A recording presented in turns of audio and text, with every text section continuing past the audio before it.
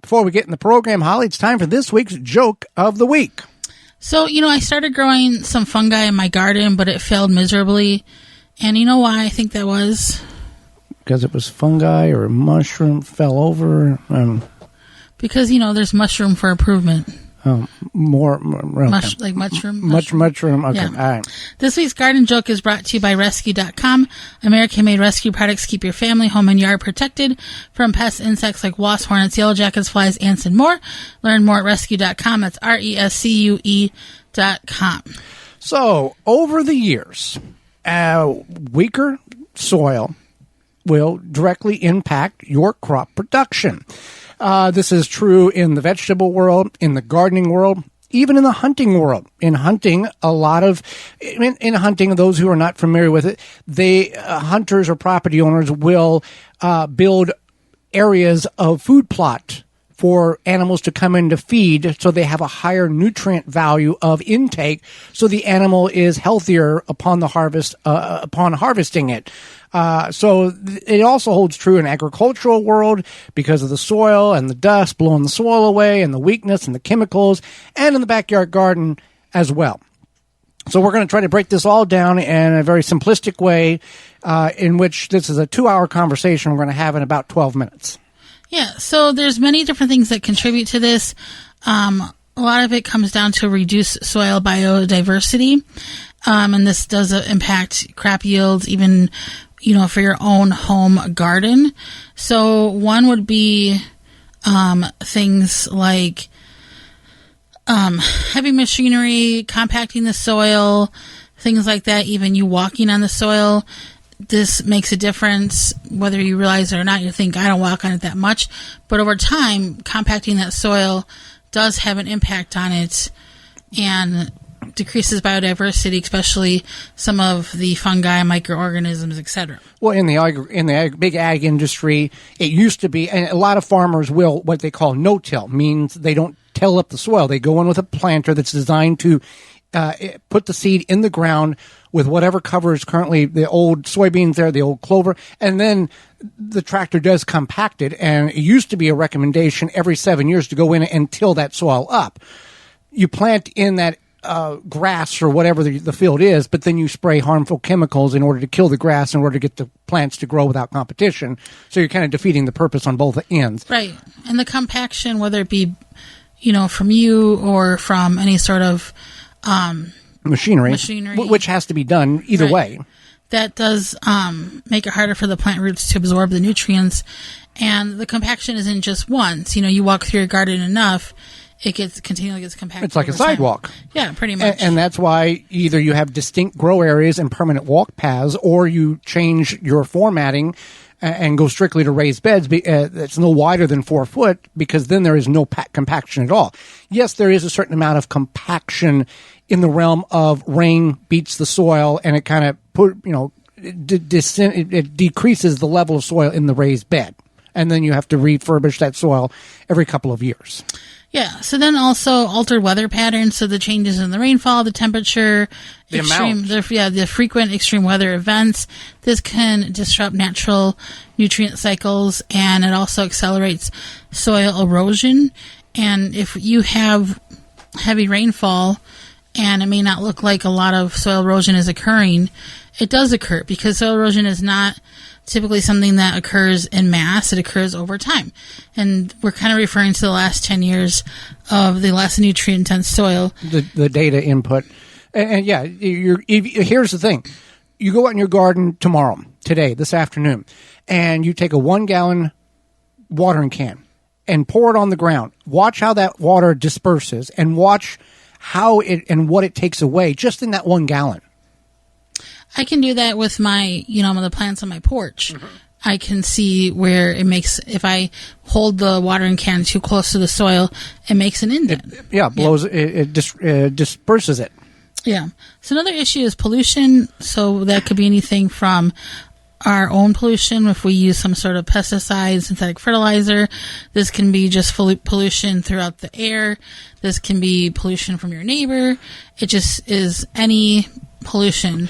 So essentially, some of these points in which we're bringing up, it's informational, just so you know, because it's not reversible. It's not something we can change. We can't stop necessarily the heavy rains unless we grow in a greenhouse. We can't necessarily stop the pollution. However, like erosion wise, you can alter how your land lays if the water gushes or flows out of your yard in a certain way. You can have different berms in order to slow that water down or direct it in a different pattern to stop erosion.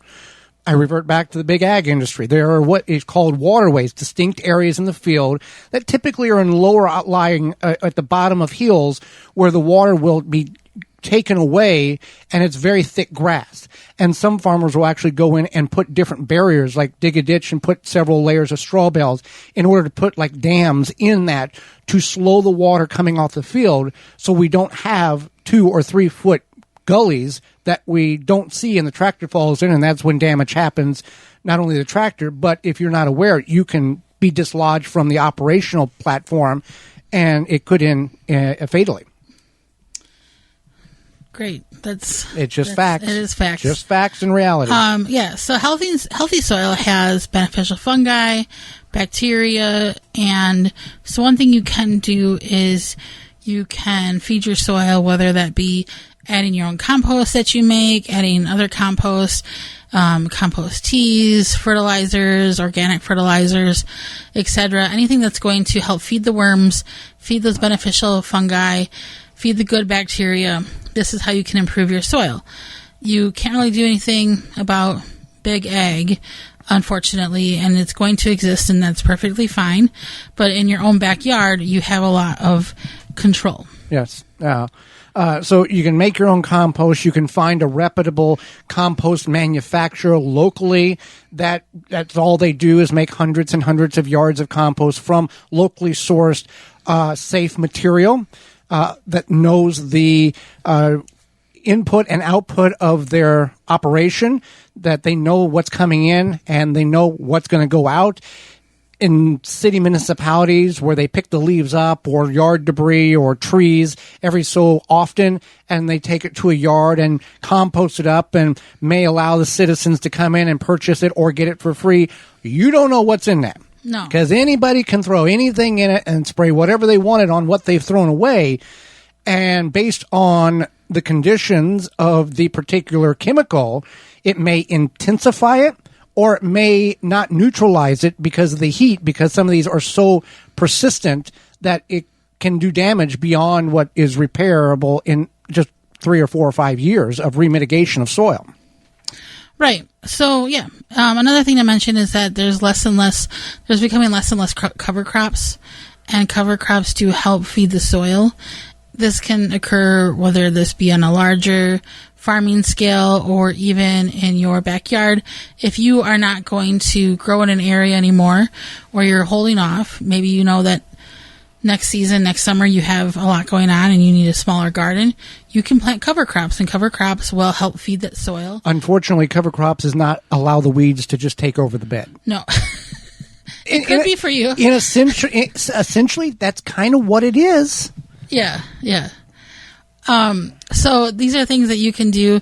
Or if you're like, I'm not going to use this portion of the garden anymore, or in the near future, again, not letting the weeds just take over, purposely growing something. Put a berry bushes in that area. Yeah, or put some ivy, something that's nice.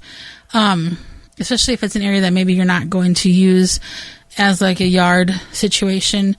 You want to be mindful. Putting down sod or growing grass is fine, but maybe you can grow something that's more productive. Yeah, berries or strawberries or raspberries. Raspberries will just kind of do their own thing. Or Jerusalem artichoke, something that perennial that will do the work for you, that you just go in and harvest it and be done with it. What about snozberries? I don't think it's not a real. Stop making things up for people who are listening. I want that. We talked about AI last week. Yeah. Let's not add to the problem. All right, fine. All right, so yeah, these are. What are snoozeberries? What is snozberry? What is snozberry? Is that I think something? It's from a movie. Okay. Yeah. 10 points if you know what movie that's from. GardenTalkRadio@gmail.com. 10 points to a game that doesn't exist, and there is no winner. So there you go. Anything else we got to add? We want to add to this? I think just making sure you're good to your soils. Irrigation.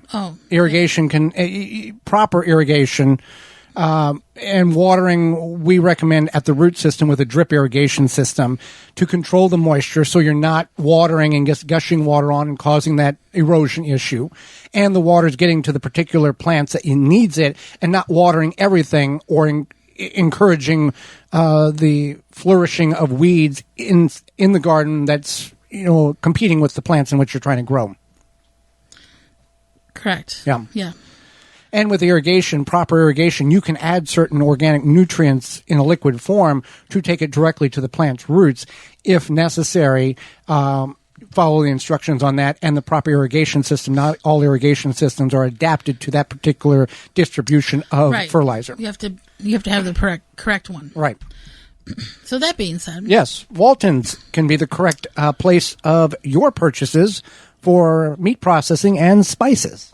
Yeah, we know you care about where your food comes from. We are brought to you today by our sponsor, Walton's. At Walton's, you can get all the equipment, seasoning, and supplies to make sausage, jerky, and any other meat product your way to your high standards. Do you want to make snack sticks that people will actually like? Walton's created MeatJustSticks.com, an informational site to help you make the best finished product. They even have their full line of their own meat grinders, mixers, and sausage stuffers to help you go from animal to edible. Walton's everything but the meat. You can use code GROW50, that's GROW50, to save 10% off your orders of $50 or more.